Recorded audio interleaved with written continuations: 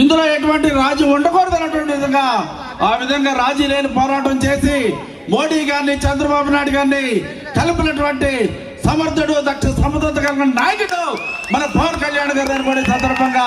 నేను మీ అందరూ కూడా తెలియపడుతున్నా. ఈనాడు పవన్ కళ్యాణ్ గారు మరొక సినిమా హీరోగా వచ్చిన రాజకీయాల్లో ఆయన మంత్రిగా ఎంత సమర్థవంతంగా పనిచేస్తున్నారు మనం అందరం కూడా చూస్తున్నాం. ఈనాడు చరిత్రలో ఏనాడు లేని విధంగా ఏ మంత్రి వెళ్ళినటువంటి ట్రైబల్ ఏరియాస్ లోకి వెళ్ళి వారం రోజుల పాటు అక్కడ ఉండి వారి యొక్క సమస్యలు తెలుసుకుని మరి వాళ్ళ యొక్క సమస్యలు తక్షణం పరిష్కారం చేసినటువంటి ఏకైక మంత్రి మన పవన్ కళ్యాణ్ గారు అన్నటువంటి విషయాన్ని ఈ సందర్భంగా నేను ఎంతో తెలియపరుస్తున్నా. ఆ విధంగా పవన్ కళ్యాణ్ గారి యొక్క నాయకత్వంలో చంద్రబాబు నాయుడు గారి యొక్క నాయకత్వంలో గౌరవనీయులు మనందరికీ నాయకులు మోడీ గారి యొక్క ప్రధానమంత్రి మోడీ గారి యొక్క నాయకత్వంలో ఆంధ్ర రాష్ట్ర అభివృద్ధి పథంలో ప్రగతి పథంలో